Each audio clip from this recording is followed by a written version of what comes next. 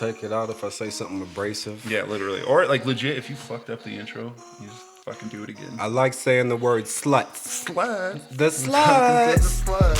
Ladies and gentlemen, peace and blessings, kings and queens. Welcome to another edition of the Young Old Heads podcast. I'm Jaquan Davis. And I am Nicholas Fletcher. And welcome. This is a hip-hop based podcast where we talk about a little bit of everything and a whole lot of nothing. So my dear friend Nicholas, what do we have on the agenda for today? First off, I'm going to compliment at how good you're getting at the intro, bro. Bro, you think I do my thing?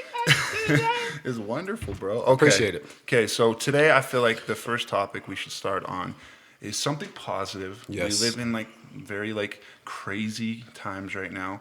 So I think we should talk about simple pleasures that bring you joy. Yes, I am all for that, man. One of the first things that comes to mind lately for me, YouTube. I spend a lot of time on YouTube. I love YouTube. It's like my main media app, Bruce, I guess. bro, real talk. When I before bed, I think most people sit down and turn on a show on Netflix. Rarely. I'll sit down and YouTube right away. YouTube. And Same, man. I'll probably follow 300 plus channels on Good YouTube. Lord, bro. Yeah, man. I got a lot of subscriptions, and I actually do the premium just because I figured that I'm spending a lot of time on there. I did the premium for a while. Nicest thing, bro, is that you can play YouTube closing out of the app and no commercials. Yep.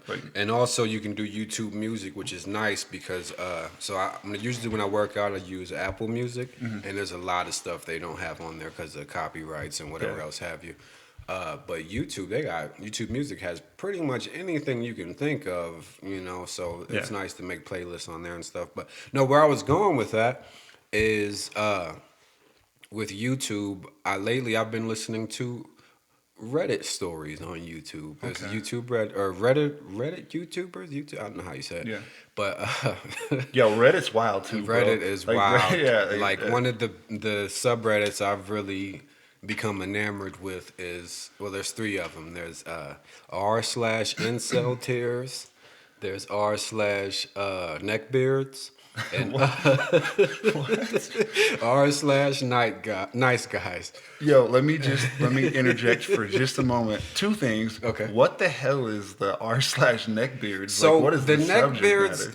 There's these guys who were there's a stereotype. What the fuck is an echo in here? Kind of sounds like there's an echo. That's why. Hold on, y'all. Wait, it's don't even worry about it. It's this. It's there. Is there still an echo? No, it's So really quick to clarify, guys. The reason there's an echo right now that Jay is hearing, it won't be in the episode, is we record our podcast on my in my studio, where I do music, and I have a preset for my vocals when I cut records and all that. And I just set that preset up for us, which has reverb on it, and so we have reverb. But is it bothering you when you talk? Now I'm good, but I kind of was throwing me off a little bit. It makes it hard to concentrate. But do you want me to turn it off? I mean, it's fine. Okay, let me see here if I can manage this. Okay, there. We should probably cut this out too. Okay. But anyway, no, so the neckbeard things is basically like a stereotype. It's usually these weird dudes who are typically overweight, typically have terrible hygiene. They wear fedoras just with some cargo shorts and an anime t-shirt. So far, and they refer fashion to icons. And they refer to women as "milady." "Milady, a young lady such as you your beauty's enchanting, and you should be with me. I will treat you right," and blah blah blah. They let the girl be like, "Oh no, thank you." Bro, I'm taking notes right now. The girl would be like, "Oh no, thank you. I'm not interested." Bitch, you ain't shit. What the fuck? That's why you ain't. Okay. Yeah, the typical you see those Facebook posts where it's a screenshot where they're like, "Hey, beautiful. Hey, gorgeous. How's your day? Oh, you're burning hell, whore." You can't respond to me. Yeah, that's why girls like you die alone and blah blah blah. You're fat anyway. Yeah, So, but no, there's a plethora of stories about those guys, and I just find it really interesting. That seems entertaining enough. You know. Here's my other thing I was going to interject with. So here's the funny thing about Reddit. There is a subreddit for everything, bro. Yeah. Like, I'm not even kidding. Like, you can type in r/ and just think of something strange, and there's a subreddit for it. And like, even if there's not a lot of stuff like in that subreddit, Yeah. like you'd be surprised. Like, it blew my mind. Like, cause You know what? Oh, I'm sorry. go when I went to Reddit, like, I legitimately like. I didn't really understand. I was like, is this like a social media place? Like what? Like what? Yeah. Like it's just a forums, I guess. Basically, it's just Basically, like yeah. forums and stuff. And then I would like click on a story, and it would bring me to a subreddit, Yeah. and that's when I started noticing. And then I was like, Yeah. man, there's like a subreddit for everything. So Yeah, Reddit's there's wild, one yeah. some of the other ones that I really find fascinating are r/ entitled parents and r/ choosing beggars.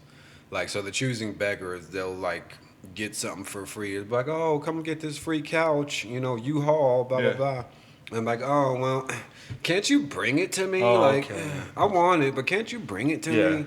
And it'll usually be some ridiculous, elaborate Yeah. story. But I really enjoy that stuff, man. YouTube as a whole, like, there's just so many things on there, and I just, a lot of times I'll just put something on, fall asleep listening to That's it. what I do, yeah. A simple pleasure for me, for sure, man. One of my main ones on YouTube is Impractical Jokers. That's one of my. I never really got into Oh, that. bro, I love that show, and like they do like whatever YouTubers make like the compilation videos of like the top funniest things, whatever, and I'll just play one, and it will just like segue into the next, it'll just like bring it, and then I'll pass Yeah, out watching I know how Jokers, that goes. I actually I usually either save or make playlists with a bunch of stuff I like to watch. But, wake up and something random's on. I also really enjoy watching bad movie reviews. Like, yeah, me too. bro, they're so ridiculous. Again, I that's was like watching- stuff on YouTube, yeah, bro. There's yeah, this guy we're gonna have to delve into a little bit. His name's Neil Breen, and he consistently makes some of the worst movies ever.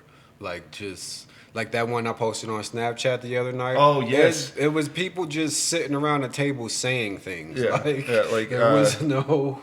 There's a YouTube page that I follow, and it's Bad Pitch Meetings. Have you seen that? No, I haven't. Oh, dude, I'm about to put you on Bad Pitch Meetings, but it's this guy. He plays like both characters. So he plays like the guy who's pitching the movie, and then he plays like the movie exec. That, So like, is he pitching movies that actually exist? Yes, or- yeah, okay, yeah. So he's okay. pitching movies that No, I exist. got it. I think but, I would like yeah, that. but he's pitching them like with like the like how like absurdly they actually are. Like how Yeah. like he'll pitch a movie, and like I'll give an example. He's talking about. So I don't know if anybody has read the book It. Spoiler alerts, guys. Yeah, But, what that book like 40 years old or something? I don't know, but it's spoiler alert. But also with the movie, so he pitches the movie, and like it's funny just because like little things. He'll go like say something where he'll like they'll. They're like, why does he like look like why did he like he's gonna be a clown to attract the children? He goes, but aren't the children scared of clowns? He goes, yeah. He goes, then why wouldn't he turn into like a Ninja Turtle, something that was popular in that era? He goes, I don't know. It's just like he has no explanation for this shit. And then it's funny because he goes, there's a part where in the book, this is pretty racy and crazy, but in the book, when they're like trying to escape from like it towards the like the end of the portion where they're children, they like get lost and end up having an orgy, and there's only one female character. So it's like all the I don't know if it's an orgy, but it's Baby, like so, no. yeah, exactly. So it's the girl Beverly or whatever, and all the like guys take turns like having like relations with her. No. Yeah. Well, anyway, so it's funny because he. Basically the context, the guy pitches that. He goes, yeah, and he starts pitching that part where he's like, he reads that and he goes, yeah, and he goes, wait, he goes, we should cut that part of the movie. And he's like, what part? He goes, you mean the part like the child sex orgy? He goes, yeah. He goes, we should cut that out. And he goes, yeah. He goes, okay. Like he's just like just weird stuff. Ridiculous, man. No, but yeah, it's just like No, you that's- hear these pitches and it does make you realize like, oh, that's That sounds like something I would absolutely like, bro, enjoy. they do a Shazam one, and the Shazam one's funny because it's like I he's, haven't he's seen like, Shazam, yeah, he's like actually. pitching it like a movie for kids, and he goes, "This is a movie for kids," and then he gets to a part in the movie where like the 7 deadly sins, like come into this office building and they're horrifying looking and they like start murdering the people there. And it's funny because he's pitching it as kids, and then right when he gets to that scene, he just gets super like graphic and visceral. And the guy's like, "Oh my god!" He goes, "This is for kids." He goes, "Yeah, it's PG-13." But he just like the way he describes the scene. But yeah. Funny thing about Shazam, Shazam is a DC character, and his name was originally Captain Marvel. Yeah, But Marvel was like, nah, yeah, no. Yeah, because they're. What's funny is because they're like in Marvel, there's a Captain Marvel, so so he became Shazam. Yeah, so somehow they got away with it for a while, but I'd like to see them do another crossover. I don't know if you're familiar. They had some crossover issues in the '90s where it was DC. Like the comics? Yes. Okay. Yeah. No. DC and Marvel had some hybrid characters. Like I remember one specifically. That's another one of my simple pleasures too. Is comics, superheroes. Yeah, I love me all too. that stuff. Yeah, that's good. Yeah. And there's a few crossover characters. Like I can't remember everybody's name, but I know there was a hybrid of Superman and Flash, I believe. Is it Superman? Or was it Captain America? It can't be Superman and Flash because can't Superman remember. basically already is the Flash. Like he's and like then, and then but the one who I thought was wait, just, Superman and Flash are both DC. oh yeah, so was it Superman and Captain America? I can't remember, bro. There's a bunch of them, but the one that really stood out to me was there's a hybrid of Wolverine and Batman. That'd be And cool. his name was Dark Claw, and he was just sick, man. And then they also did crossovers with villains and stuff too. That's pretty cool. That'd be cool. Like, obviously, probably not realistic, but with like the MCU and like the DCU, if they ever somehow did like just one like crossover battle, That like would with be their so like, dope. So like I like doubt like that would happen. Like yeah. I'm sure, but It seems like it'd be huge if they were to do that, but it just seems so far fetched these days. But another simple pleasure of mine is I like to read, man. I enjoy a good story. Just something that I can submerge myself in, whether it's somebody's biography or it's just, it's fictional, whatever. But, I can I really enjoy to read. And I'm weird, man. It's like I'm always seeking more information. Like sometimes I might watch like an old sitcom from the 80s or something. And they'll have a certain joke that's a reference to pop culture at that time. You'll go and look I'll it go up, and see, okay, why is this funny? See, that's weird because I do the same thing. Like it's almost like because you think in that era, like whoever was watching it on TV, like that was just relevant for the times. Yeah. But then you watch it now, so I'm the same way that like, or in music they do it a lot. Like some like musicians will reference like have a bar in there that'll like obviously be a punchline to like maybe a celebrity, and I don't know what their name is, so I'll look it up and I'll be like, I want to know why this bar makes sense. Yeah. And then when I do, I'm like, oh, that was wow, that makes sense. That was clever, But one of my guilty pleasures, they're simple, not guilty pleasures. These are simple pleasures. Guilty pleasures. Simple pleasures. Whole nother topic. But anyway, so one of my simple pleasures, bro. Hot butter sauce. Yeah, I love it. Glad you bring it up. No, but Pokemon, bro. As nerdy as it sounds, it's the first thing that popped in my head. As we sit in the studio, I have these shelves. By Pokemon. Yeah, it's Pokemon stuff. And like yesterday in the mail, some Pokemon figurines came in that I had ordered. And I just found them on Amazon. I was just kind of like browsing, and like I apparently looked up enough Pokemon stuff that now Amazon's like here sends you notifications. Yeah, hey, it's this. Or like it'll Bulbasaur. Similar to previous orders or searches, whatever. That actually kind of annoys me that they do that because I'd be forgetting if I ordered something. I'm like, oh, is my stuff here? No. Yeah. No, here's the thing you might like since you it's really similar to what you looked at.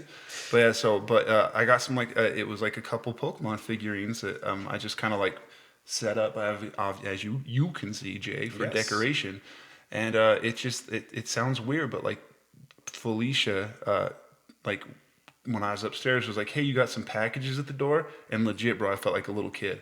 I like ran downstairs, all giddy, like, woo! Yeah, and I opened up my Pokemon packages, and now I think that's actually a great thing, man. That you have something like that you've grown up with. And bro, 25 years as a fan, and like you talk about, like that's the simplest of pleasures. Like I literally opened a toy as a 30-year-old man. Yeah, I don't see nothing wrong with that, man. I think you need that type of stuff because life is so demanding and harsh, man. You need your little escape. Not only that, but I think just like maybe like society previously, but just like however, like there was kind of like this like built construct that like anything like you got to a certain age and like toys were like, oh, you're not supposed to like toys, or like, oh, you're not supposed to like superhero movies, or oh, you're not supposed to be into X, Y, You Z. like that stuff? You're a virgin. Yeah, exactly. And I mean, I am a virgin, but like that's just an isolated. I mean, everybody else is a virgin. Not everybody.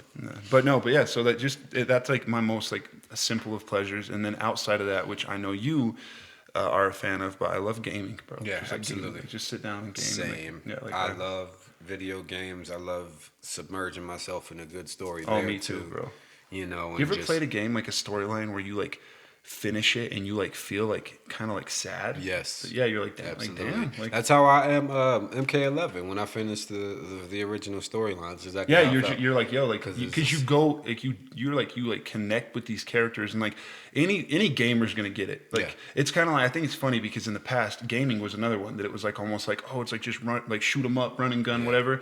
And now gaming is like this whole nother like plane of storytelling. And so like I try to equate it because my wife like you likes to read. She loves reading, and she just never understood gaming on my end and like my obsession with it. And I was like, babe, I was like compare it to like how you love to read. Like I immerse myself in these characters. Like I'm the guy that like I'll play a game, like I'll go on a binge when a new game comes out, and we'll go to breakfast the next day, and I'm just like, oh, this happened. Oh, and then like I was doing this, and I'm like, and that don't make sense unless you understand this happened before. And like I just get super into it. No, which that's is funny how, because she does the same thing with books. Like, yeah, see, it goes hand in hand. I think, man. I think it's you submerge yourself in something fictional like that. It's a good story. You enjoy it. And you're just like, oh. I was actually one thing that's funny how you talking about good stories and stuff. Does this ever happen to you with gaming? So you're into a game, you're loving it, you're playing it, and then you just for whatever reason you stop for a while. Then a while later you go back to play it some more. And you're like, why did I stop playing this? This is so fun. Yeah. But you get to a level that you're like, this is why I stopped playing. Absolutely. Yeah. That's why. 100%. Yeah, that has happened before.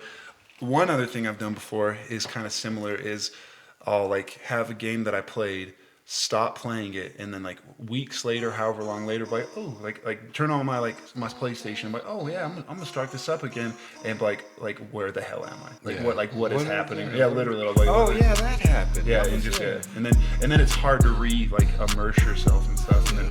Yeah, no, I've done that a lot before. One more until we move on to the next topic is this is a strange one, bro. Fapomania? I love it. It's Fapomania 6, brother. Yeah.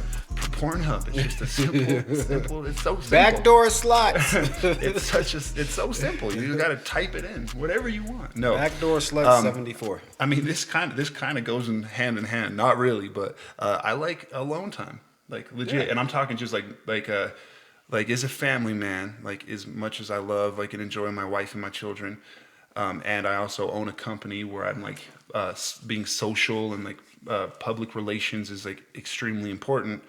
When like everybody in the house is asleep and it's just me, like that's some of my at that time it's just very important to me. I think that's honestly that's very normal, man. Yeah, you gotta have time with yourself. Yeah, you got to. Yeah, absolutely. Yeah, that's so.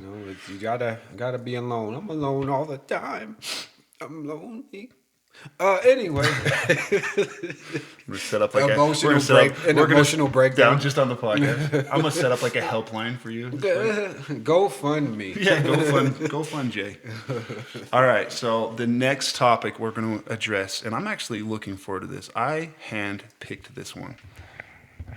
Best rap duo. Best rap duo. I don't know that I can give you one, but I could give you some of my favorites and who I think are some of the best. So the way I want to address it is like obviously give you favorites, and then some that's kind of like are they a rap duo or not? Does that make sense? Yeah. Okay. I get you saying. So you want to start? One of the first ones that come to mind when we say rap duo is the legendary Outkast. Yes, yeah. Bruh, two of the most unique MCs, dope concepts, just rhymes that like you would never even think to put together and just the voices, man, the characters. Andre 3000's always been like different, but when it's time to spit them Oh bars, yeah, he's yeah. you know, and I think Outkast was such a dope name to even choose Yeah. because they were so different than anything else that was And out. they had such unique songs. Like even Yeah. as we talk about it, like I just have some of like little snippets, Yeah. like Bombs Over Baghdad, Bombs and, Over like, Baghdad. and Caroline. It's like sorry, Miss Jackson. Yeah, sorry, I Miss am for Jackson. real. Yeah. Yeah, there's so many of them. Southern playalistic Cadillac funky music. I hope I said it right. If not, tell me in the comments. But yeah, man, just a dope duo. Like Yeah. I always look forward to hearing anything new. I wish they would honestly just put one more project Yeah, out just, together, yeah. but. I guess Andre's he seems to not really have his love for music so much Yeah, anymore. he's branched out. He did some acting. Yeah, he and did a stuff, lot of acting which he and was stuff. also good at Yeah, that. great. Like one of those dudes that Absolutely. you're just like, come on, bro. Yeah. Like you gotta be good at everything. Yeah, come Like, on now. And Big Boy did a little bit too. He's Yeah. been pretty good in movies. Like in ATL, he was the villain in that, Yeah. and he did pretty good there. And I hate the fact. I think I mentioned this before, but I do hate that he tends to get overshadowed because he's. Yeah. I'll have to show you his project from just 3-4 years ago called Boomiverse. It was a solid album. He's got this song called Overthunk, which is about overthinking and. I'm just like, yo, this is such a fire concept. Like, you know, people don't really talk about these sort of things. So but. in the vein of that conversation, when it comes to like okay, Andre 3000, like being obviously like the person who's like the prominent member of that group. Yeah. The group that I want to bring up, and they don't even have a name, and you probably know who I'm gonna bring up. Okay, go ahead. I just got their vinyl record in the mail from my wife. It's the hip hop album that got me into hip hop. It is Redman and Method Man. Redman and Method Man. And the reason I bring up the Outcast comparison is because I don't think I mean I'd be hard pressed to find somebody who could say either one outshines the other on a record. them two Like, together, man, are like a cheat code. yeah, like, legit, you know? bro. And like you could even say like I like Method Man better or Yeah. I like Redman better, but there's no like one of them is getting washed or one No. is that like lyrically. Yeah, bro. Never. Like yeah, to Two me, elite MCs, and you know what's cool about their story is because I figured they probably knew each other growing up. well, or you something. think, bro, the But chemistry, no, yeah, but no, they actually Redman heard Method Man on a Wu-Tang song and thought his verse was fire. Method Man heard Redman on a Def Squad song and thought his verse was fire, and they met actually in a dressing room at a concert. Really? Yeah. See, Yeah, you'd man. think me being like as big as a fan, I did not. I remember watching a thing where like it had said that they linked like pretty like their careers had already like Yeah, they they on had their already- own they were doing, yeah. they were making moves and then they linked. But Yeah, I bro, don't- you talk about a classic album, but like the Blackout album, I like the second Blackout album, but the first Blackout album is bro, it's just a classic. It's again the record that got me into hip hop. Their bars and delivery in it, and just it to me, it's like it perfectly encapsulates like the golden era of hip hop. Like it was when Well, they, what do you call the golden era? Because I feel like people, there's different time periods. so for me, the golden era, I would say, is when it transitioned from like not to sound like because I feel like hip hop had necessary growth, but like early on, you know, you had the songs that were very like and I'm doing my thing because I got my skills and everybody knows Get that your I'm back up off the wall. yeah, like literally. And then like the transition to what I consider the golden era is when like those boom bap beats started coming out and like these backpack lyricists were like these gutter like just grimy, like raw, hungry MCs were just like and that's what I think the Blackout album is like the perfect example of, bro. Like it's just that I mean it's an album that I'd have to do my research at how old it is, but it's still in my rotation. I believe Still it. in my I rotation. believe it came out in 2000, if I'm not mistaken. But 99 or 2000. Okay, yeah. Well, I know. Okay. Again, I've been making music for the better part of 15 years, so I know it's at least 15 years Yeah, old. So yeah. at No, least. it's one of those. I'm confident it's one of those 2 Yeah. years. But yeah, no, those are an excellent choice of MCs. Another great duo I would like to mention. These guys are newer, although you know one of them's been around for quite a while. But them as a duo, they've only been around for 7, 8 years, something like that now. Run the Jewels. Oh my, bro. Honestly, I'm a little ashamed. I wouldn't even have thought to bring them Really? up, Run which the makes me, Jewels, man. which bums me out because you want to talk about a dope duo, bro. Yes. Yeah, Run the Jewels, Punches man. and bunches, punches is thrown into your frontless. Yeah. Oodles and noodles, bang bullets and suckers. The Man. Suckers Noodles, yeah. Yeah. So obviously, Killer Mike, dude is, and here's the thing, LP, he's been doing it he's been New York underground like hip hop for. See, I hadn't heard of him. So until yeah, they connected. LP, oddly enough, is actually so like my brother through my hip hop like growth. My brother actually put me on a lot of like the underground like I don't know if you know like Jedi Mind Tricks and like I heard of Vinny him. Paz and like Yeah, I Ari the know Rugged him. Man and Yep. like Army of like Pharaohs and stuff like So back all in- the whites. I'm just kidding. I mean, some, I guess. That does sound. I basically The did just whites. brand off like a bunch He of white just rappers. named whites. A bunch of white rappers. But anyway, But LP, another white guy, he was one of the rappers that my brother had showed me. And this is like back when LP, like it was just dropping like his own albums. Yeah. And also, he is the producer. He Yeah, makes I knew the that. beats. I Yeah, did he know makes that, the beats, yeah. which is another testament because Run the Jewels beats, bro. Like Fire. shit gets me hyped, bro. I swear to God, if I was about to get jumped by like 6 like ninjas in a alley and you started playing like a specific Run the Jewels song, like I feel bad for those ninjas because I'm about to like about to do business. No, but yeah, so yeah, Run the Jewels is a great, yeah. I love them dudes, man. I actually just recently, their most recent project that dropped last year, I've actually just put that back in rotation because sometimes I'll give something a listen through and like it, but not go back to it. So I'm gonna go back and They keep busy too, bro. Like, because I'd say, I'm not even sure. Like you said, how long they've been together? Like 7 years now, maybe Something like that, maybe But a little how longer. many projects do they have? Like at This least, is their fourth. yeah, like studio album. Yeah, their fourth album together. I remember on the topic of Run the Jewels, not this album I think, but the album before, they did. That's another thing about them, like their personalities. Yeah. They're hilarious, bro. And they did like a commercial pretending like they were talking to like marketing executives about how they should market their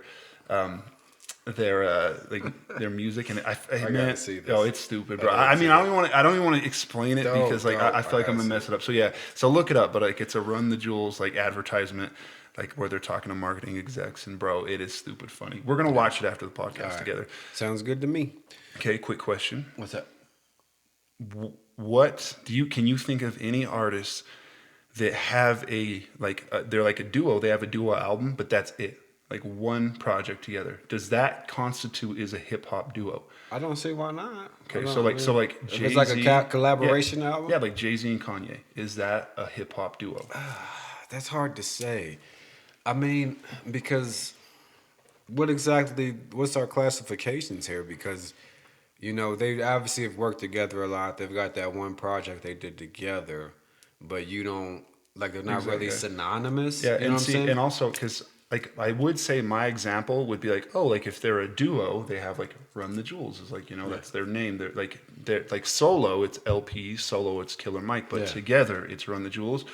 And That's hard to I would say use that as because- an example, but Redman and Method Man don't have that. Like They they're just don't, Red and but Meth. Like they've but they are a duo. Like Yeah, they are. And Yeah, they've, so. you know, not only. And all they have is new- 2 albums. Yeah. And, you know, obviously they've collaborated a lot over the years and they've done the movies together. And they're on each other's every project. Like you that they're think they don't have a collective name, but you do think of, you know, Yeah, kind oh, of yeah, synonymous, yeah. Redman and Method Man. you But know? when you say Jay-Z and Kanye, I don't Yeah, think so of them. maybe let's not count them. I was actually thinking when we're talking about duos, I was thinking Fabulous and Jadakiss, or Yeah. that's more of a collaborative thing, obviously. But I was just thinking that is a great duo, but can we really call them a duo? You know? Yeah. Because it's kind of the same concept. But they had a project a couple years ago, Friday on Elm Street. Fire. Oh yeah, you were showing me some of Love that. it. Yeah, that was stupid dope. I absolutely love it. So another one I'll bring up is Bad Meets Evil. Yeah, that's another Em and one. Royce. And again, so I'd classify them as a duo, but again, they only have one collective record together. Yeah. I mean, they are a duo because like if there's a song with both of them on it, it'll be classified as like a Bad Meets Evil collab. So I would say that. So the Bad Meets Evil album that came out like I don't even know like how many years ago, but I have maybe, this is like an unpopular opinion, and this is coming from a stan, mind you, okay? Uh-oh. Royce out-raps M on 95% of the songs. Wow. Yeah. Like, and I'm Man, talking like... Royce, to me, you actually put me on to Royce. I only knew, like, he had a pop record back in the day that I knew, him and some girl, I can't remember. So I knew who he was, but I didn't know. You know, I was just like, oh, this corny dude doing the, you know, but you put me on, and then the first song I remember you showing me was that one where it's like a concept where there's the taxi driver. Yes, the backseat, taxi driver, riding around me and my thighs. Yeah. So, you know, like, and I was just like, wow, this dude's really dope. Yeah. And then, but I didn't really, I would say, you know, I would hear stuff. I loved Slaughterhouse, loved him as part of Slaughterhouse, but I didn't really get into his solo work until Book of Ryan. Yeah, which and is that to me phenomenal. Phenomenal album. Yeah, that's you know? yeah. But I mean, I that's not hard to believe because Royce is incredible, bro. Like he is. Have you listened to like Bad Meets Evil, like even No, recently or at all? Have you listened to it collectively? I've listened to a few songs. I never listened to their. I implore you, like at the gym one day, just throw it on. Now I love M.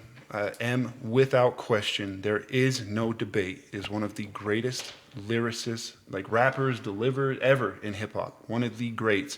Yeah, I was actually his artist Boogie. I was actually listening to a song they had together the other day. Yeah, so he is just phenomenal. But I think on the Bad Meets Evil project, Royce outshines him, and by like a pretty far margin, I'd say so. Like I think Royce's verses are, and it's almost like you could tell, because mind you, this is when Royce almost as if it was like Royce's chance to actually break into the mainstream. Yeah. Underground and mixtape wise, Royce was like, if you were a hip hop head, like you knew who Royce was. There was no denying he was dope. I think when the Bad Meets Evil project was like, this is official. I'm about to be on a collab project with the #1 selling hip hop artist ever. Like you can hear that in Royce's voice. Like you're like, oh, like you're like he got something to prove, basically. Yo, bro, yeah. So, yeah, he's so dope. He's like phenomenal artist. I think I'll have to give that album a listen. Yeah, I recommend it. So yeah, and you know, I think Eminem's phenomenal. I don't know. People these days are like saying he's overrated. I'm like, how? What? Maybe, you know, I personally don't really seek out his music anymore to listen to, but I still wholeheartedly respect his ability, and I'm not surprised when he just destroys a verse. I say unabashedly, with zero shame, I am a stan. Yeah. I am a huge stan. Yeah. But it's because, like, so... Well, of course, you're white. You know. Totally unrelated, okay?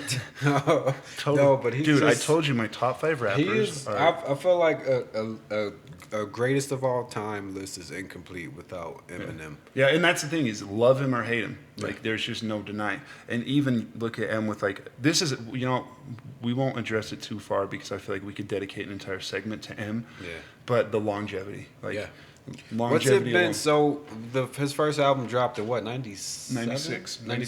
96. Wow. Studio album, and he was doing shit way before that. Yeah, way before that. I still remember when what was it, the Marshall Mathers LP came out, and the first time I heard The Way I Am, bro, man, I was like 10, like, yo, this is dope. Yeah. I sit back with this pack of zigzags in this bag and this weed, it gives me and I was so fire, bro. And then the song Stan, now incredible concept. Exactly, yeah. Even remember Guilty Conscience? That was a dope concept. I just listened too. to the other day. Literally, I might have to Dre. that was a dope concept as well.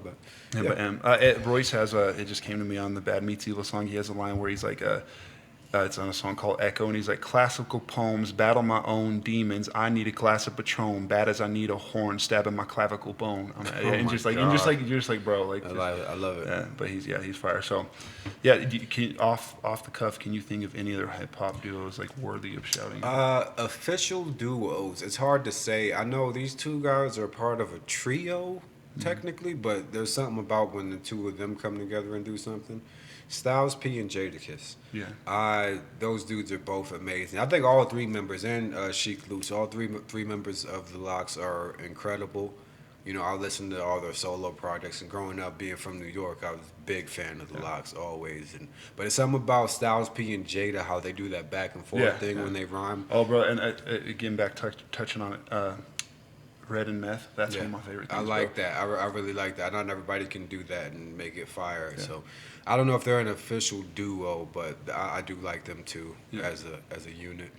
Other than that, man, I'm sure I'm gonna listen to this later and be like, well, how didn't I say this? Me too, bro. Yeah, I think in moments like this, like we just gotta accept, like we just kind of fly off. Exactly. It's just and it's funny because I watch other podcasts and I'll be like talking to them like, well, how you gonna forget this? You better mention this. Come on, man. What's wrong with you guys? You don't know hip-hop. This is a bunch of malarkey. This really chaps my ass. You know what grinds my gears? So okay, what do we got next topic. So we'll conclude the best rap duos. If you're listening to this in the comments, if you have one we didn't mention or you want to like argue one of our points, go ahead and post it in the comments. Absolutely. We want the interaction. Let us know your thoughts. Who are your favorite hip hop duos? All right, next one is random fact, and today's your day. It is my day to present a random fact. This one might blow your mind. Styles P reference. Styles P reference. That's a dope song by him. But anyway, so are you familiar? That's a beautiful segue. Speaking of Styles P, you know what's gonna blow your mind? But so you're familiar with Kellogg's, right? Kellogg's brand of cereal, right? Yes. I think maybe their first or one of their original brands of cereal, Corn Flakes. You're familiar with those? Yes. I think everybody. My good friend, dear Nicholas, do you know why Corn Flakes were invented? I feel like I do know, but I really want you to tell our audience.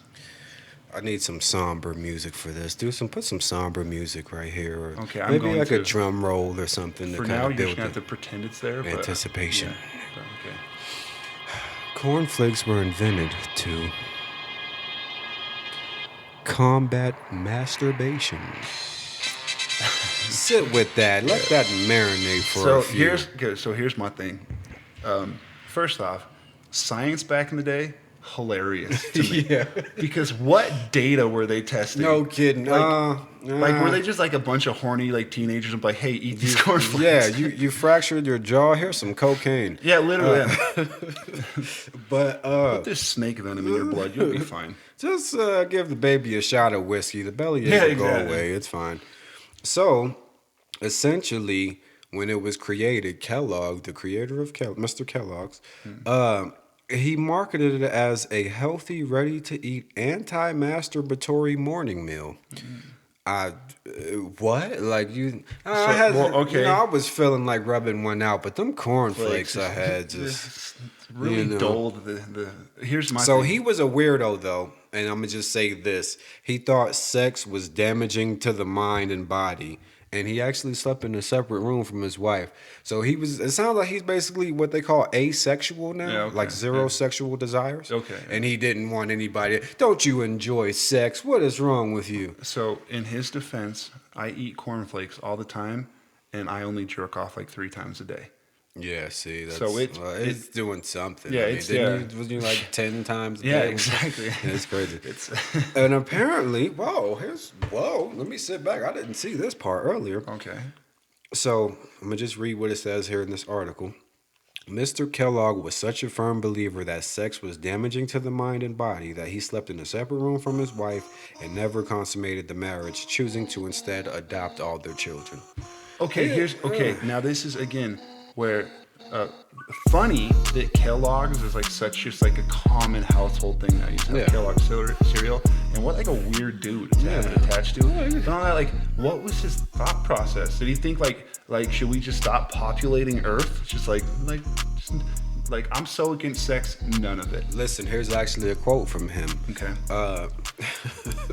So basically, the gist of it, he thinks if he already thought sex was terrible, so it's like pleasuring yourself is whoa. What are you on? Direct quote from Mr. Kellogg. If illicit commerce of the sexes is a heinous sin, self-pollution is a crime doubly abominable. That's a really jeez, poetic bro. way to be like, hey, quit touching your wiener. Yeah, like sex is disgusting, but Like masturbating is like even. you disgusting That would be heathen. that would be my thing. I would guess he must have been asexual. There's actually people like that who just have zero interest in sex. Or maybe he was the first neckbeard. Well, no, because if he was the neck, he'd be trying to get That's what I'm sex. saying. What if he tried so hard and got shut down so hard? But I mean, he started a campaign. But I mean, he found a woman to marry whom I'm sure she Maybe. You know. Well, So- I want to hear her side now. So there's a book that I'm about of his that I may need to actually delve into. But he listed some of the damaging symptoms of masturbating, including mood swings, bad posture, acne, epilepsy, palpitations, and a fondness for spicy food. Mr. Kellogg, what was wrong with you, man? Where's the data coming from? First off, you said bad posture, and I pictured just like heart, like I a jacked gremlin. it. I jacked it so much. Now I need some hot wings. What? I've been jacking all day. Pass those jalapenos. Yeah, I can't stand up straight. I've been jacking it so much. Oh, he's a weirdo, man. Oh gosh.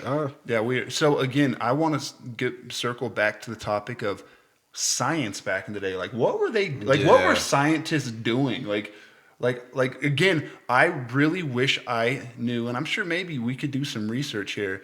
But what data were they testing? I don't know. Like, what were I they think doing? he Like was a clinical trials? Like, I don't know what was up with this Yeah. guy, Mr. Kellogg. I know you're long dead, but rest in peace, I guess. But you were a bizarre guy, very man. weird Like, there's even more they delve into.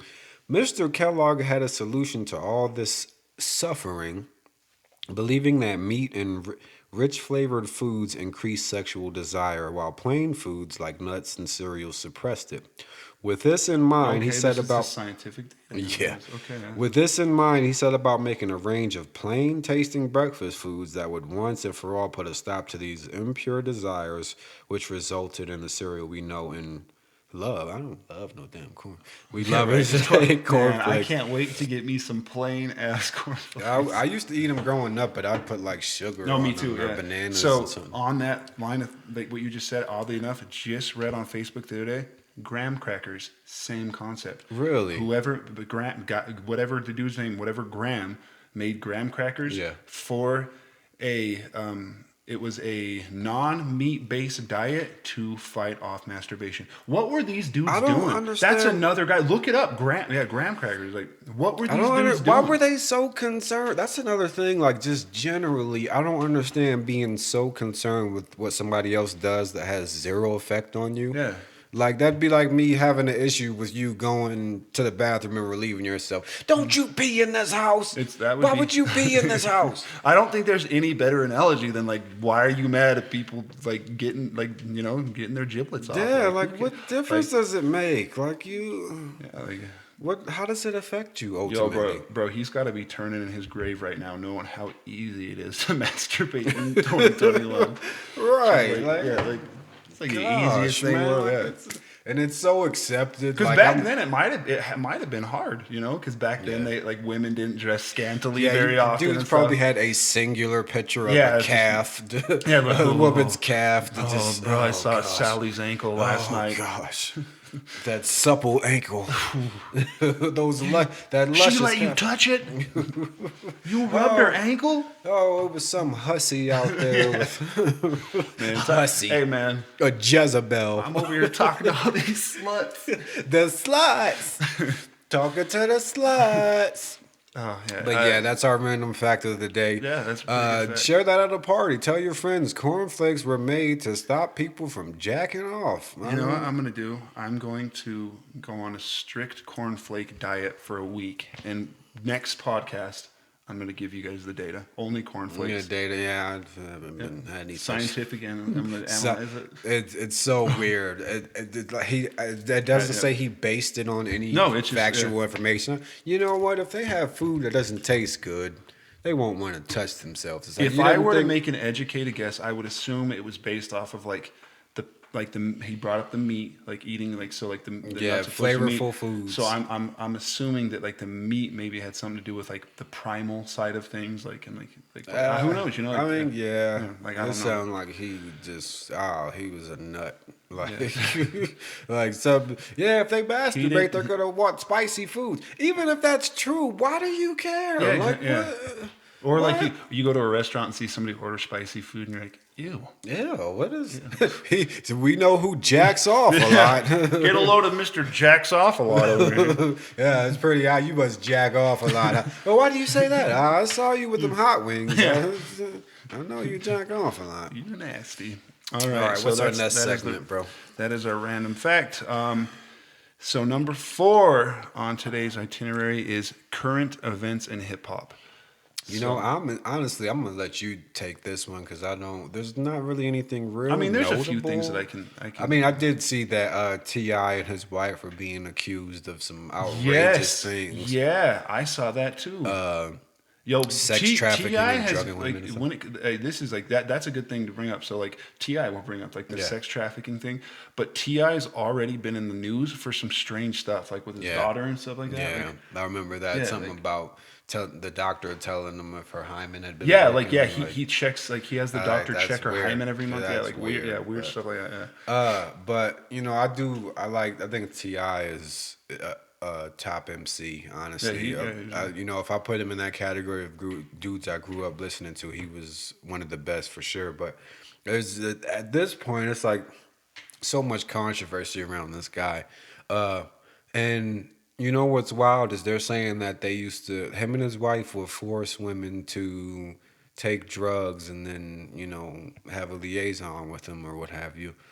And I'm like, I can't just sit here and say that might be true or I feel like that's true, but I do remember them getting arrested probably 10 years ago and having a ton of drugs on them. And isn't who's his wife? Isn't Her name's Tiny, yeah, Tamika Tiny, Tiny Harris. She's actually from a 90s R&B group by the name of Escape. Yeah, Legendary group, by the way, but I was a big fan of R&B.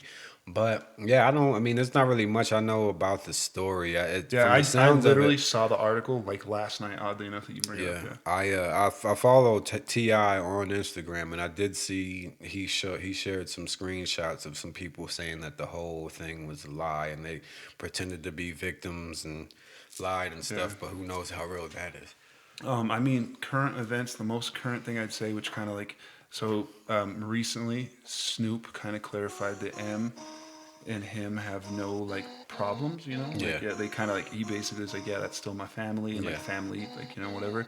But to like stem back, like from what that stems from is so Snoop a few months back during like a podcast on like a radio show, they asked him his top 5 MCs or his top whatever, and M wasn't in the list, and M got brought up about like how impactful M is in the culture. Yeah.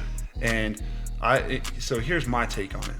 So him not putting M in his top 5, fine. Him even being like, you know, not a big fan of M's music. I get it. Like the M's music wasn't like, I mean, there's no denying that like the dude is like technically just such a skilled MC. Yeah. But like I wouldn't say he's like for everybody. Like especially in hip hop by a long shot, you know. But with that, so he was kind of saying that stuff. But what he ended on is, and M addressed this, and like when they asked him, he ended on saying like, when it comes to hip hop, I could live without that shit. Talking about M's music in particular.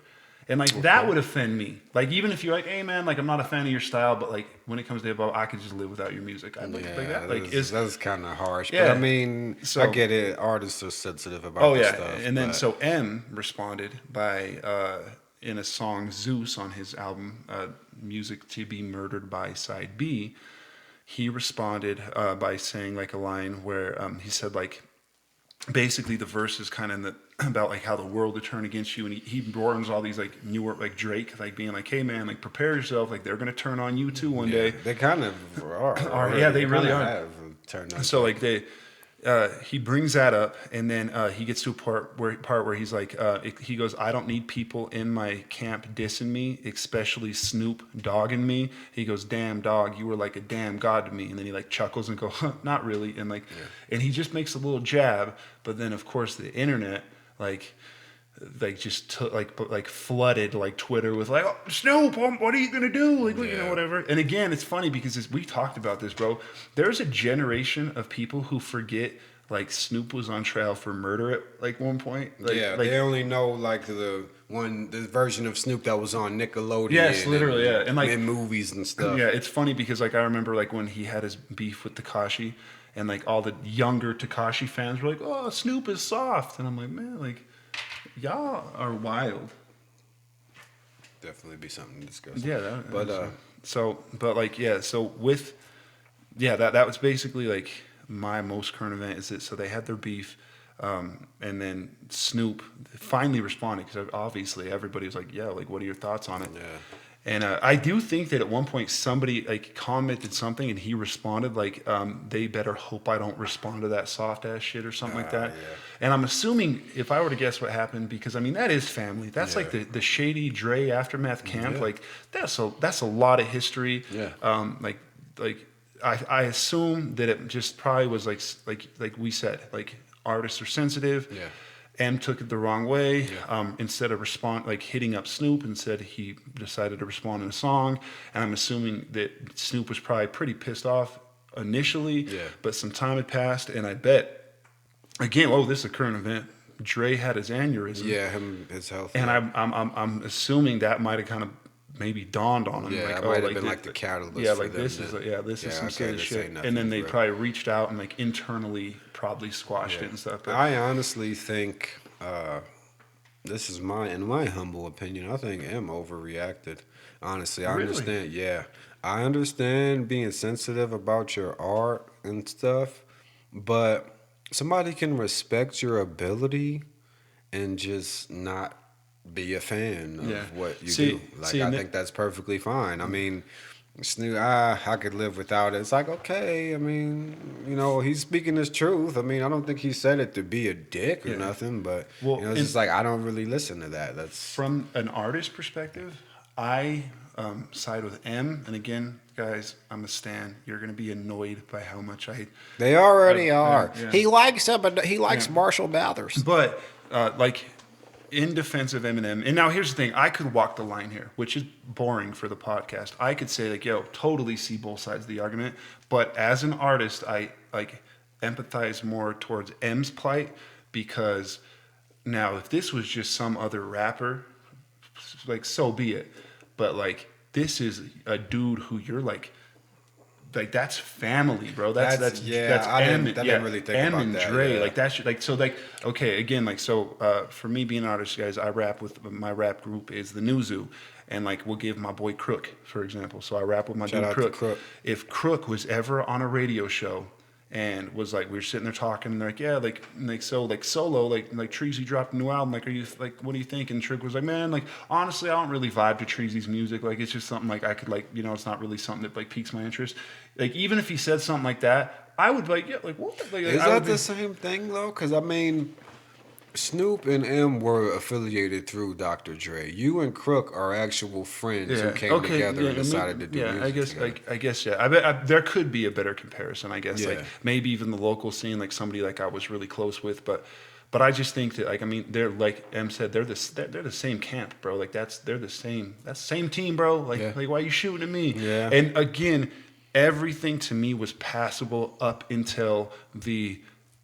He even the way he said it, bro. It didn't even like he like the way he said it. Like Snoop says, like he goes like, "Oh, when it comes to hip hop, I could live without that shit." And like the way he said it, like would it bothered the fuck out of me? Like it's really like just real talk. Like, I honestly think, you know, Snoop's at a point where he just speaks his mind. I don't think he meant no disrespect by it. I just think it's like, if you being honest, like, what are you going to say? Oh, I love him. He's the best. I mean, I know he respects Eminem's skill. He's made that clear. Yeah, exactly. But maybe just don't listen to his music. and that's fair. And that's Joe Budden on his podcast. They brought that up, that they're like, at what point is it like not okay to have an opinion? Yeah. Like even if it's your homie, like what I what think point can't okay, you so have an opinion? now that I understand Eminem firing back at Joe, because Joe, Oh, yeah, like, that's a good- that's a fine line, Yeah, man. he was disrespectful about it. Like it's the worst shit I ever heard. Yeah. You could have easily just been like, oh, it's the terrible verbiage. You could have just easily been like, yeah, I didn't really care for it. Or like wasn't his best work. Yeah, like you not know? one of them, like not a It's strong the album worst from him. shit. And you know how he gets all fired up. It's the worst project I ever heard. But Joe, he was salty previously from like I think he felt kind of left out on Slaughterhouse. Yeah. I think that's a big part of it. Like Joe was carrying some like resentment into that debate. Like he was already like, man, like I got some shit to say about M, and then M dropped an album, and it was like his reason to fire off. You know, like it was just that makes sense. But that's what I think. So current events. So we're getting towards like the hour point. Should we save the next topic for next time and just kind of do some outros? What even was the next topic? The next topic was going to be hip hop cities. Like what cities breed the most hip hop? And here's my concern: we're about 5 minutes before our hour time limit that we're trying to be strict about. Otherwise, we'll go crazy.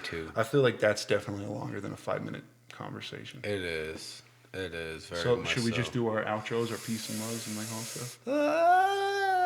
New York City is the best hip hop city ever. Don't start this, bro. Unbiased. Here's. I live in Wyoming, so it's not biased. No, first off, you're from New York, okay? So but prove it. Okay, prove it right now. You want me to go get your birth certificate? I will, dude. I'll call. I will get it. God. I have friends, okay? Yeah. But anyway, so I'm not going to disagree with you though. Actually, like my favorite era, like my favorite MCs come from. I mean, New York, there's some solid arguments. I wouldn't just limit it to New York though, because I mean, there's some solid arguments. You could one that comes to mind, especially over the last decade or so. Atlanta. Oh yeah. Well, some for me, greatness. when you know what, we're gonna just briefly touch on it. We still got 5 minutes. We can do it. So, New York, hot points, hot takes for hip hop.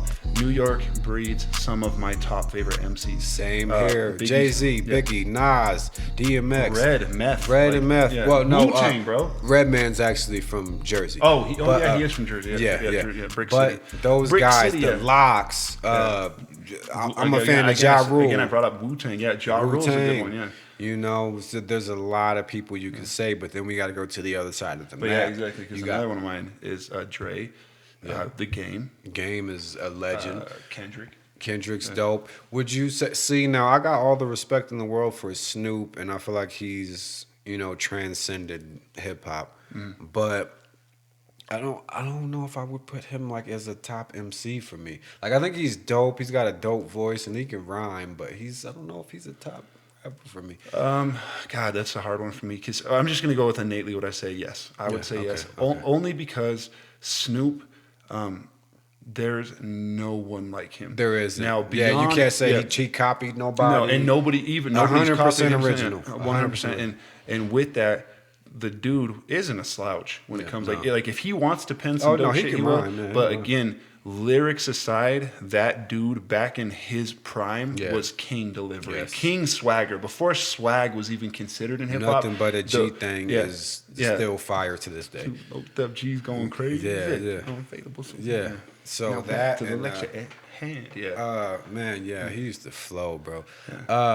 So what's another city? L.A. We have the South, like you said, Atlanta. Yeah, you could just say the South in general. I think Atlanta's given us way more legends than we could even start to name. Outkast being a couple of them. Because if we're specifying cities, like Compton obviously goes on there because that's a specific like that's a good metric. Like it's Compton is and how many dope MCs is Compton? Just Compton in that isolated little area. How much is that? Yeah. Like that's a good place. I think Detroit definitely. Oh, bro. Yeah, I can't. That's true. Like MCs. M and Royce right out the gate. You know that you could put those two against any two from any city. Yeah, absolutely. And it's going to be a battle. I think New Orleans has produced a lot of greats too. Yeah. Lil Wayne, obviously, even though I'm not so much of a fan of him anymore, there's no denying some of the things he's done. No, he's done some pretty, I also thought Juvenile was, he in his prime, he was going platinum and stuff, but he's underappreciated. He's actually a really dope storyteller, too. Yeah. He's got some great concepts. The late, great Soulja Slim, phenomenal, man. He would have been a star had his life not been taken from him so tragically. Talking about the South and Georgia, Field Mob. I don't know if you're familiar with them dudes. I gotta show you, bro. Those are two elite lyricists. Them two, and it's crazy because their first single I heard from them, it was almost like comical, and the video was kind of goofy. But like then when it's time for them to actually rap though, them dudes can spit, man. Impression. And then even the guys who weren't necessarily like I just feel like Atlanta specifically has done a lot of innovating in hip hop. Yeah. So, they've given us different, We subgenres. I can't remember which podcast episode I said this on, but when I talked about like the Southern lyricists, Yeah. I brought it up to like Southern cooking. Like they added seasoning, like Yeah. they added some Yeah. some spice to hip hop, like when it Absolutely. came to delivery and just like all sorts of Oh, definitely can't forget Philadelphia, man. Yeah, What? Philly. Oh, Yeah, gosh. yeah. Beanie Siegel, Freeway, Gilly the Kid, Oh, dude, Chicago. Chicago. Yeah, Chicago's another one. Yeah, there's a lot. Yeah, a lot of greats from Chicago. The one that I can't believe neither of us have mentioned yet is Rock Springs, Wyoming. Dude. Like Rock Springs. the most elite MC. Is that even a real place? What's a Rock Springs? They just recently got electricity there. Yeah. I hear. From what I hear, you know. There's rappers in Wyoming. But yeah, Like, bro, there's rappers everywhere. it Believe is. that. That's what's beautiful about hip hop. It is transcended. Like bro, think about that. I would Like, tell you this, man. I would listen to a rapper from anywhere, stateside, and like Canada and stuff. Obviously, I wouldn't say a huge fan, but I like Drake. But like rappers from the UK and you gotta know, have because I would say not for me, man. Yeah, no, I actually dude from Ireland spitting. I'm like, yeah, that's especially like adopting say West Coast hip hop like style or New York, but like in their like an Irish accent. Like I'm just trying to it's just visualize it right now. No, stop, sir. No, this is actually funny to bring up. So speaking of stuff like that, my dude Colin, I feel like we're gonna have a Colin segment. Yeah, and, this is gonna be a reoccurring thing. Yeah, Shout out to you, Colin. Yeah, You're gonna shout out get to mentioned. Colin, yeah. But Colin, when we were younger, he went to France for I think it was France. I'm pretty sure, but he went to France for vacation with his family. And because I'm a huge hip hop fan, he brought me back some albums from a French rapper named like Cynic, I think his name was. Cynic. Yeah, I'm gonna have to show you him, bro. Now, mind you, the entire album he's speaking French in, but bro, dude was spazzing. I have no idea what the songs are about, but bro, like just like delivery wise, man, that dude was spazzing. I don't know if I could get down with that. Bro. Well, it's not like I listen. It's not like I. You No, know, I'm not judging you. It's I'm not just like saying you, me I'm not personally. like you didn't like pull up to me at a red lion, but like have me just that, banging some just that like French. Like, this French. that Cynic, bro. You ain't heard that yet? French, you don't know. Y'all know about this French rappers, Yeah, but all right. So all right, we are a minute almost over our time limit. So let's do our goodbyes, our peace and loves, our warm and tender until moment. next time, yeah. Okay, Until next time. So I do briefly want to say that this just 2 days ago, we're recording this on Friday, January 29th. The 27th was actually the birthday of somebody we both knew whose life was tragically cut short. Yeah. Whitney. I do want to say rest in peace. She was a beautiful soul, somebody who I actually had the pleasure of spending some time with, and it makes me really sad that things ended for her the way they did, but I do know there's a lot of people who love her and her memory lives on. I'm actually getting a little. I shouldn't have ended this on a somber note. Bro, let me say, I'll interject by saying, obviously, rest in peace, Whitney. Rest in peace. And I want happy heavenly birthday too.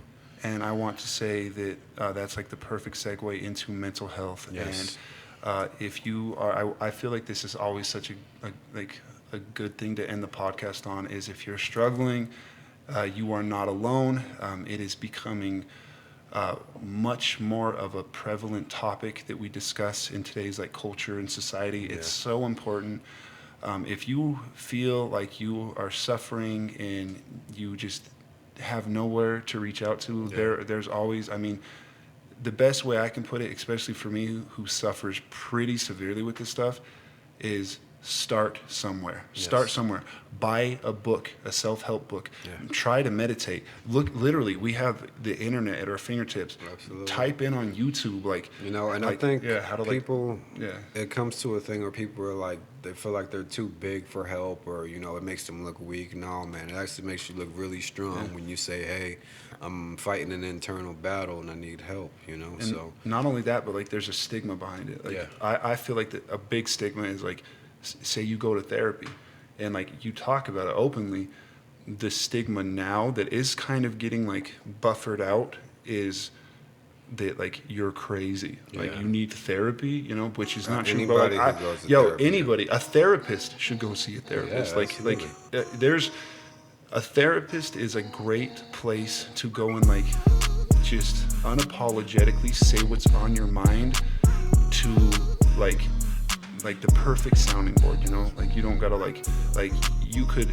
be angry at like your like somebody in your life, and instead of like initially taking it out on them or whatever, you can like have that therapist as like that barrier to help you like learn how to communicate that better, because emotions are crazy, man. They like absolutely I'll are. tell you this, I've learned as I've gotten older, I don't ever usually react off my initial emotion, especially if it's like anger or like just frustration in general, or even being sad. Like I'm still that dude that like sometimes I'll get like something petty, something dumb, like at a friend, like real talk. Like I'll get on PlayStation and see all my friends online playing and nobody invited me. Yeah.